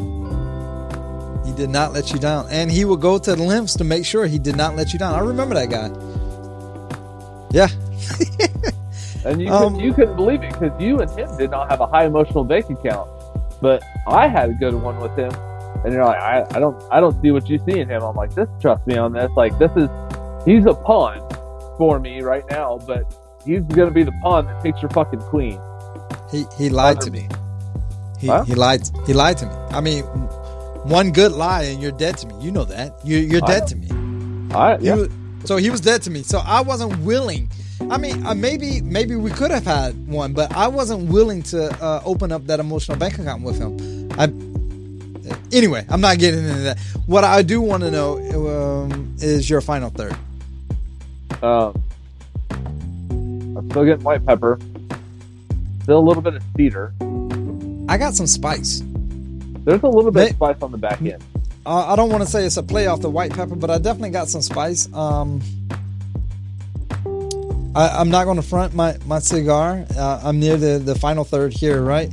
And I tried to show you in the camera. The whole back end it's like split. This whole end is just split. So I cannot smoke this anymore. I've tried. I'm not getting anything from it anymore because of how it split. All right. Maybe it split because I deep V cut. Maybe I should have punched it instead. I'm not sure. I deep V cutted it. Yours didn't split? Nope. Mine split to a point to where it's unsmokable at this point. Lucky for me, it's near the very end of the cigar. I can't enjoy it any more than I already have, if you want to use the word enjoy. But yeah, I'm getting almost the same flavors that we've talked about before, with another added like little spice near the end. Okay. Well, with that being said, Dave, is that cigar single, 5-pack, or box worthy? It's time to answer the question. Is the cigar box worthy, 5-pack, or just 1 or 2? Come on, man. I mean, I'm gonna have to go single. Not even a 1 or 2. I'm gonna go single. How about you, sir? I have a question. Okay. Is there anything lower than single? Come on, man. There's, there's no bad. There is absolutely no bad cigars. Okay, there's just better ones out there. Oh, I'm just saying, there's going to be a lot of better ones out there for this one. I gotta go single all day, every day. This was not a good cigar. I didn't enjoy it. The flavors were muted, and when they did come through, it was kind of a weird blend. Hustler. I don't expect Hustler to have cigars. One, I think we both said that when we got it. Yeah. Yeah. Well, I mean, even at their booth, when we went to their booth, they had to find the guy to talk about cigars. Yeah. Talk cigars. And the cigars, if you remember, they were on like I know I'm short, but they were not on like an eye level shelf. No, they were hidden behind, because they had a booth set up, and they were hidden behind like a tent pole type thing. And you didn't even know that they had cigars until we walked up smoking a cigar, and some lady was like, "Oh, you guys smoke cigars?" We're like, yeah. She was like, "We have cigars." We both like looked at each other like, "What? Where? Where?" Because they were hidden. And it was not that good of a cigar. It burned okay. I mean, mine did burn okay. I did have construction issues throughout the way, even down to the end as I explained the construction issue. And it was dry. I don't know why it was dry. All my other cigars are not dry. I'm not sure what tobaccos they used for the binder and the filler and all that. I'm pretty sure. No, I can't say with a Google research, because all my Google research came up with girly stuff. So, I want to say positive things about the cigar. I'm glad I got to smoke it. Yeah, I'm glad I didn't have to pay for it. Yeah, I agree with you on that.